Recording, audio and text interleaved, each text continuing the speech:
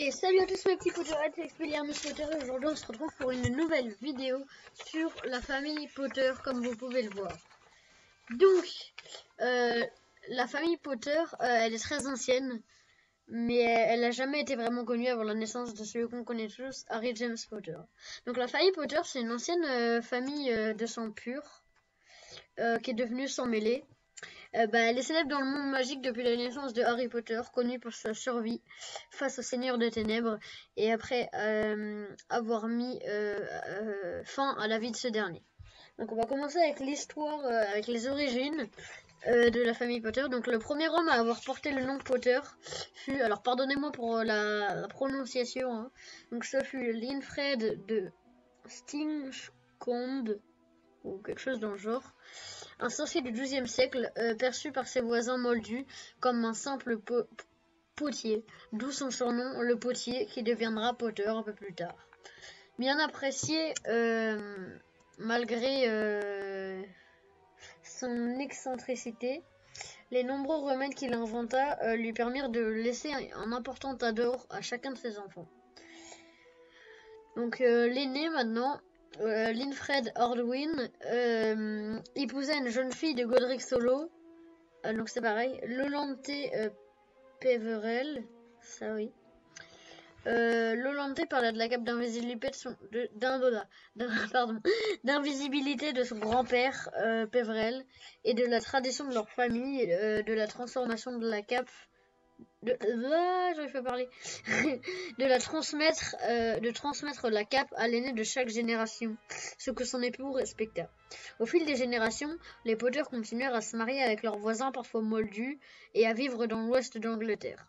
Il arrivait parfois qu'un Potter décidait de voyager jusqu'à Londres, comme Ralston Potter, qui fut membre du Magna Mago de 1612 à 1652, Charles Potter, qui épousa Dorea Black, ou alors encore Henry Potter, qui siégea également au Magna Mago de 1913 à 1921. D'autres Potter iront jusqu'en Amérique, comme Abraham Potter, qui devint l'un des 12 premiers aurores du Congrès magique des États-Unis d'Amérique.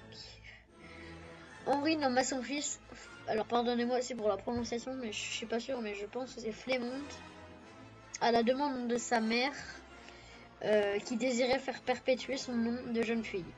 Flemont était un duelliste particulièrement doué qui attribuait ses dons de duelliste au nombre de fois où il s'était battu à l'école contre des élèves qui s'étaient moqués de son prénom.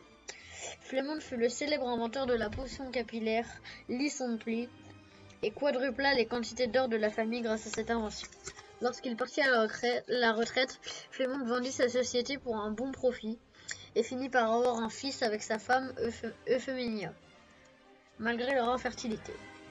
Donc ils vécurent assez longtemps pour voir leur fils, donc James Potter, qu'on connaît tous, épouser une jeune fille du nom de Lily Evans Potter, qu'on connaît donc de Lily Evans, qui deviendra Lily Potter plus tard.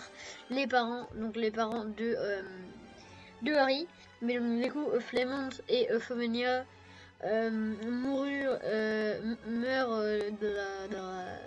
j'arrive pas à parler, meurent de la dragoncelle à quelques jours d'intervalle. Le jeune Harry Potter perdu. Alors déjà Harry, il est né le 31 juillet 1990, donc le même jour que la date d'anniversaire de J.K. Rowling. Donc le jeune Harry perdit ses parents à l'âge d'1 an et demi. C'était le 31 octobre 1980. Ses parents faisaient partie de l'ordre du Phénix. Harry avait 1 an et demi, comme je l'ai dit.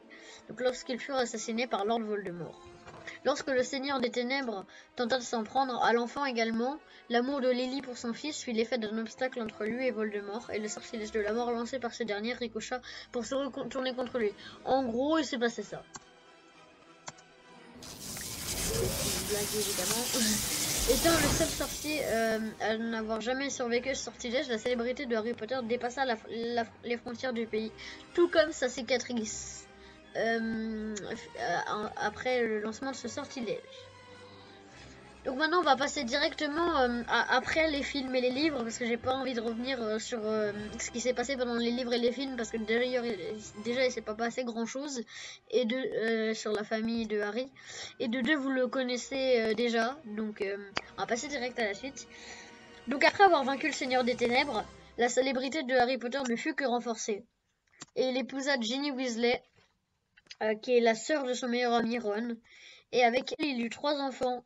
James Sirius Potter, donc à qui il donna le nom, comme vous voyez, de son père et de son parrain.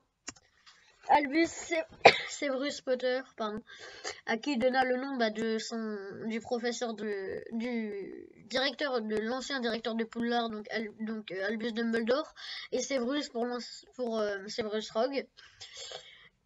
Et Lily Luna Potter, donc à qui il donna le nom de sa mère et le nom de son amie, donc Luna Lovegood.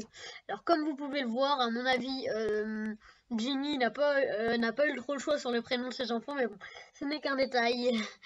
Bah, j'espère que cette vidéo vous a plu. Comme le gros plan sur la tête de Voldemort vous le dit, abonne-toi si t'as aimé.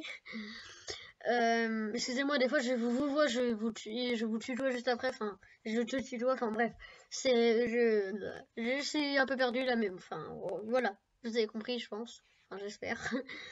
Donc si cette vidéo vous plaît, dites-le moi dans les commentaires, et dites-moi sur quel autre personnage vous aimeriez que je vous fasse une vidéo.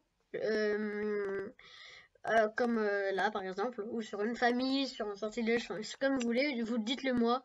N'hésitez pas à liker, partager, commenter, enfin voilà. Et moi je vous dis à bientôt pour une nouvelle vidéo. Ciao!